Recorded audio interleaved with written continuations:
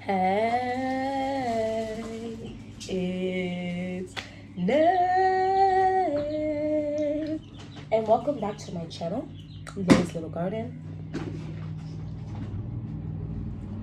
Today I want to have a little conversation with you about the fear that's just circulating, what's going on here in America, and it's just getting tighter and tighter and tighter. Because I think that there are a lot of people coming on and inciting fear. I hate to make it sound like that, like it's nefarious, like they want you to cause problems and be afraid and all this rough stuff. I'm not necessarily going to tell you that that's their idea, their plan, their thought process. But sometimes saying certain things, you know it might evoke certain reactions. So we're going to talk about that today and some things that I think surely can help combat that. So if you're interested, go ahead and hit that subscribe button, that like button, grab you a drink and a snack. I'm eating my current obsession right now, which is grapes. This one is specifically the cotton candy grapes. I also love the Muscat grapes. And then I'm having a kombucha, the pink lady apple. I like this one. The strawberry glow and the pink lady apple are my favorite. Anyway, so there's a lot going on right now, especially pertaining to these tariffs, and it's scary times. I feel like millennials have been getting back-to-back hits on a lot of different fronts that are just, my hair is a mess, I'm sorry, that are just super rough, aggressive, and frightening. So we all know what happened in 2020. I still look back and laugh to this day on the struggle of finding toilet paper. But when in a state of panic, I think the things we can learn about that is people move in mysterious ways. Now, I think it's important. I've seen a couple videos on this, and the first person I saw talked about this like a year ago, and it's just like in talking about gardening from a place of fear. And I want to just broaden that. That's doing anything solely from a place of fear. I don't want people to feel like being afraid is something nonsensical and horrendous and you're not allowed to do that. The first thing I want to say is it's okay to be afraid. It's scary times. We don't know what the heck is going on, how this is going to affect us. People are already having things affect them. It is scary and rough times, and already times that were not the easiest to begin with, right? Now, to me, being afraid is not the problem. It's what you do with that fear. So, do I think you look and see what goes on, and now you need to go drop $300, $400, $500, $600 on some raised beds, a bunch of soil, a bunch of seeds, and you're now gonna try to bum rush the learning process of gardening? Do I think that's right? No. I don't think that's gonna help have success of anything, right? Because the first thing you need to do for just about any topic is research. Research is truly very important. You need to look up what it is that you're doing, okay? I know someone who went ahead and bought a peach tree and a pear tree and planted them very close to their house. And I'm thinking foundational issues maybe, depending on how the roots go out. It's super close to their steps as well, and they're just very close together. I'm not sure if they're from rootstock that is like I don't know anything, but all I'm sitting here is I know fairly certain most pear trees or many pear trees need to have another tree to help pollinate. These are things that I'm fairly certain are even on the plants now. Well, they'll tell you whether or not they self-pollinate. Most of the time though, it's just better to have more than one, because cross-pollination makes higher yields. And I didn't say anything personally. I said something to my husband. My husband said something to this person, and the person then came back to me and was like, I ordered another one. I'm gonna put it here. Is that good? And my thought process is, okay, guys, I am leaving my 20s, right? And so that's not very super young, it's not older yet. I'm kind of like, toss up of whatever. But I would say I'm a little on the younger side. And I would not consider myself a genius, highly intelligent, some miraculous being whose thought process supersedes everyone. I wouldn't see that, That's not the truth. I'm a regular person with average intelligence and all of that. And I know that when you go to do something new, you need to look up research. You need to look up information. You need to watch videos. You need to do some readings. You need to talk to people who have done it before you to learn so that you can minimize the amount of massive failures. Failure is the pathway to success. As you do things, you're gonna mess them up. That is life, okay? I grew up dancing, singing, soccer player, musician, debater, a lot of things. And something I've learned, you're always gonna botch something.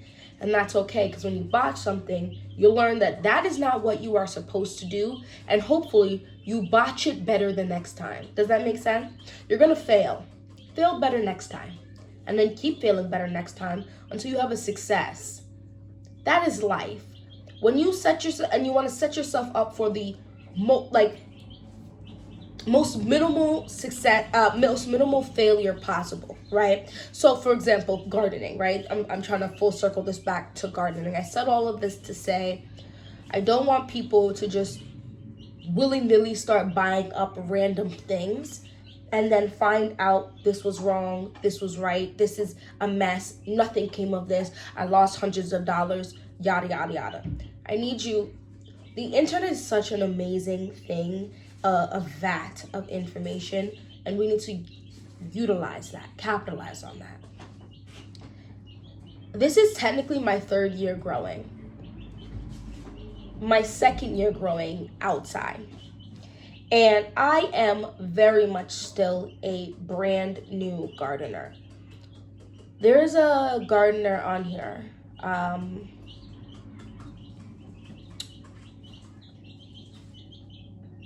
Farm girl, something?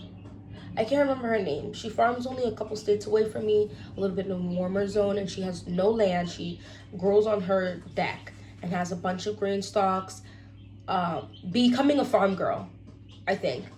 And I think she's been gardening for like 6 years or something, and she said she's like an intermediate beginner gardener.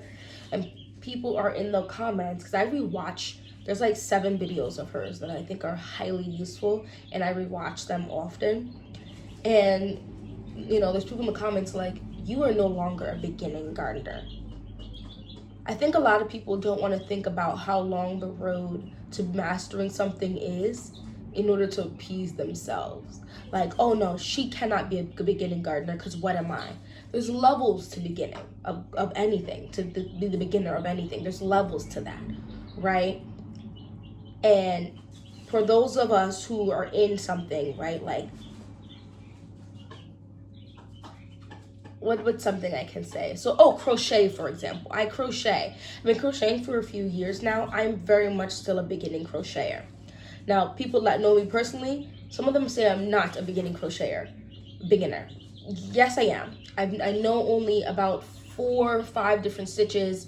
I do the same stitches over and over again. I have not made anything new in a while. I keep remaking old stuff to get better at making those things.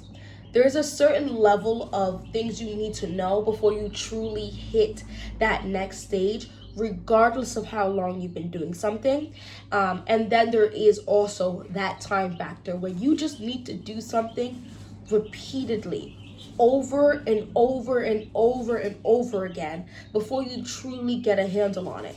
And when you're young, which technically I sort of still am, you are going to realize, you don't realize, excuse me, that is just fact. You like to think you can skip over things and be like, well, I'll just do this, or I can just, and then they'll be like, no, sometimes time is all it is that's going to really help you to really reach that next level. So I'm saying all this to say I have my seeds in front of me and putting some stuff away because I had gotten some victory seeds. I have a video up about that. And I have some seeds I got yesterday for free from a local place, which was really cool. And I'm just going to store them. Cool, dry place, okay? I'm not saying this so you'd feel like, oh no, I shouldn't garden. I have a friend that says she has a black thumb.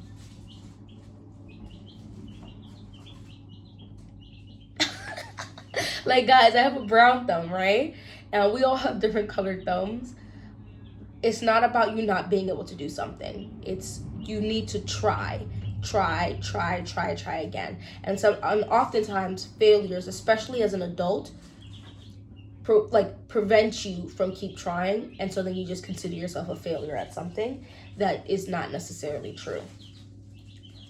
Now, when you start gardening, I'm still a beginning gardener. I'm just telling you as a beginning gardener to someone who probably hasn't tried to garden at all. You want to start small. Gardening can get overwhelming very quickly. And what do I mean when I say that? There are hundreds, maybe honestly probably thousands and thousands of different varieties across all of the different things you can grow.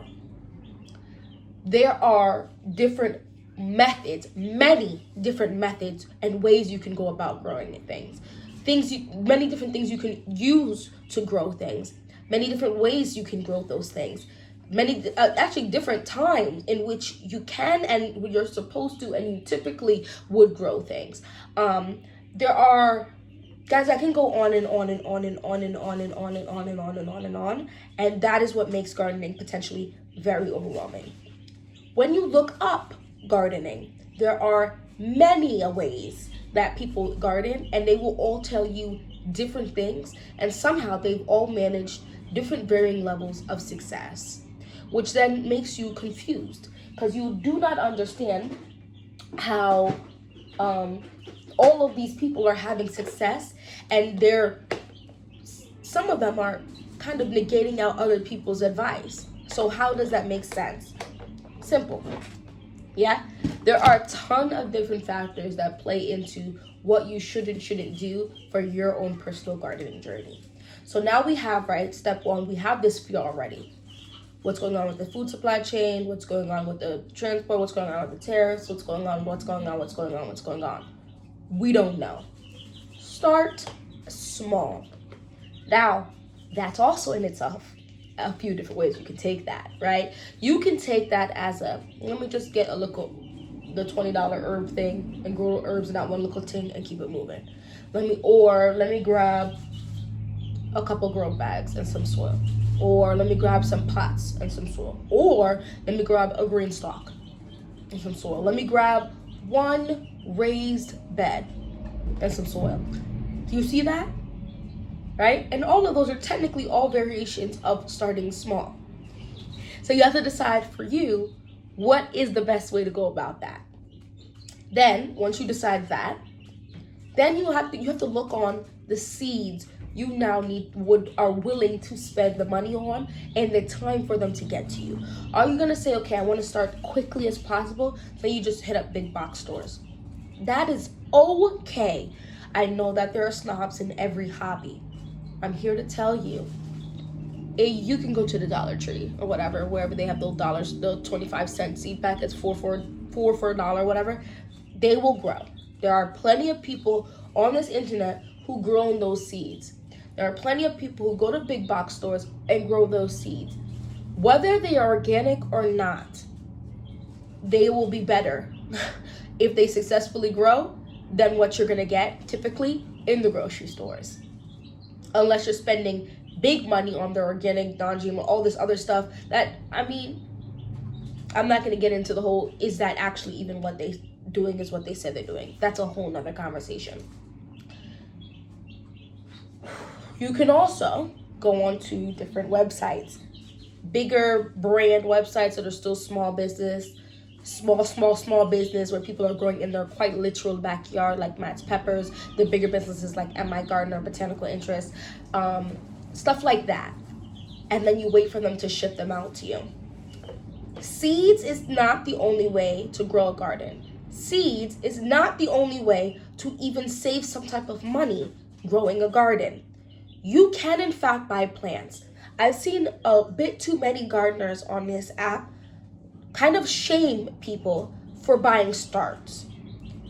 If you can manage to go out, and that could even be just twice a month, you're gonna go out, that means you can have money to buy plant starts, if you so choose to. Nothing is wrong with buying plant starts, especially if you're already late or you've tried and you're failing and you still want a crop, or you don't even want to try right now with seeds. Just buy you some starts or find you some starts. You will be surprised. And I know this is so scary, guys. I'm an outgoing person. People would label me as such. I label myself as more of a, you have to hit me at a certain time of every month, in which I will happily talk to strangers and it will not incite heavy anxiety in me. I'm more of a, if I know you, I'm super outgoing, or if I'm around people I know and I feel safe, I'm outgoing type of person. Hit that like button if you agree. So I can say, I understand how scary it is to even ask anything of anyone, but starting a conversation on something like gardening it's relatively easy. And once you get your feel of someone who may already have some starts, this sounds so scary, but you really could be like, especially if you know them. Stranger might be a little more difficult, but if you even know them, even through a friend. Oh, you do? You wouldn't happen to have any extras you would like to get rid of? Or maybe sell for really cheap? You might be surprised how many people would be like, wait, I'm not going to tell you my starts look amazing, but they should grow. And I'll give you one or two for free. If you need more than that, I can send you pictures of what I have, and then we can discuss maybe whatever, $1. What, you know what I mean? Like, gardeners, a lot of gardeners really love to talk about that stuff. A lot of people in hobbies that they actually like love to talk about it and love to help other people get into it. I have gone to my kids' school to help the kids learn how to crochet.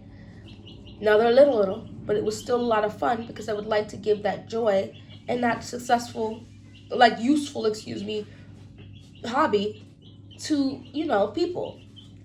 And so you might not even have to pay for the starts. And then you're actually saving more money than the people who bought seeds because you didn't even pay for your starts. You get where I'm coming from with that? Anyway, hold on. Moving on. What was I saying? So,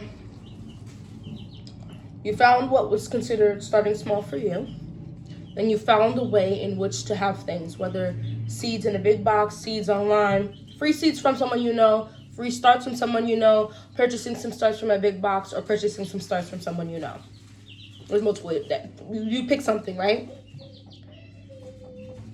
Whilst doing this, you have to think about what it is you want to grow. Don't think about what's the easiest, what is gonna do that. Think about what it is you are actually going to eat. If you find, because we're going into warmer weather, right? Most of us, I think Australia's like opposite, but most of us are going into warmer weather.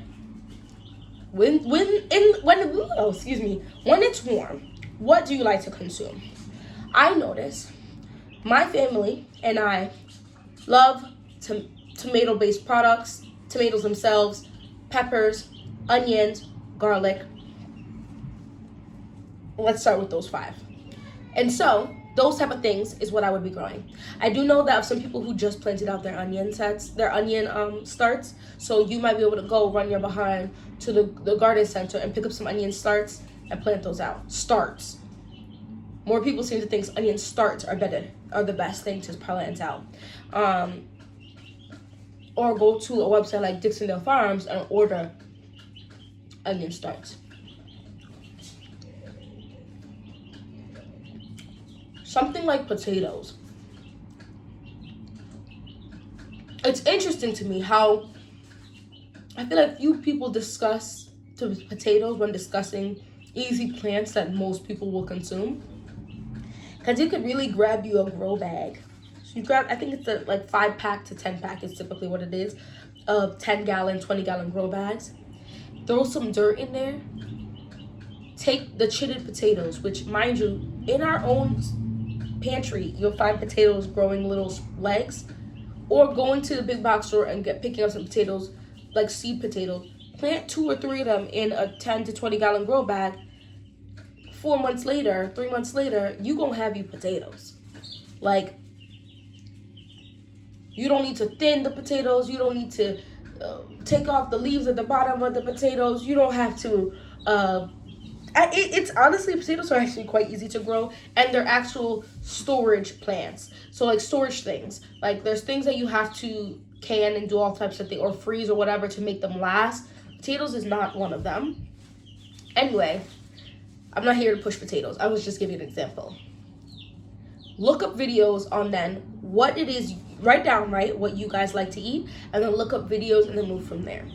Beans and peas and such, those things actually grow relatively easy, especially when bush beans are also readily available, so you don't even have to worry about trellising, because they're going to grow to like maybe 2 feet and then just bush out, and then you just pick those beans, and beans keep regrowing. Beans keep growing. So you can get you 2 20-gallon grow bags. Let's say you got 5, right? 2 of the 20-gallon or 2 of the 10-gallon grow bags, 20, 10, whatever you choose. Plant out 2 to 4 of those plants. In 2 of them, 2 things of potatoes and 1 thing of tomato, like 2 tomato plants in a 20-gallon grow bag, and just put a cage or whatever and let things grow. Y'all, you might really truly surprise yourself. But tomatoes require a lot more work, I think, than a lot of people realize, with the pruning and the did you make sure to water it at the even watering? Is there enough calcium? Did you make sure to fertilize? Is it in enough sunlight? Is it too much sunlight because it'll drop bugs? There's a lot of things that go into certain things. Look those things up. Also, ask questions. Nothing's wrong with asking questions of people that you already know. Or you come across a stranger who talks about it and they're talking about it, it's also okay to ask them questions because they're already talking about it. So clearly they want to talk about it. So ask the questions. I'm going to wrap up this video, but my point in all of saying all of this is I really don't want people to feel like it's a scary time, but it is, right? I don't want people to feel like if I don't do this, I'm gonna not have food. But some people might need to start a little garden, and that's okay. Start a little garden. Don't go buy 10 raised beds and the most expensive soil and think you're gonna be guaranteed success. You will not.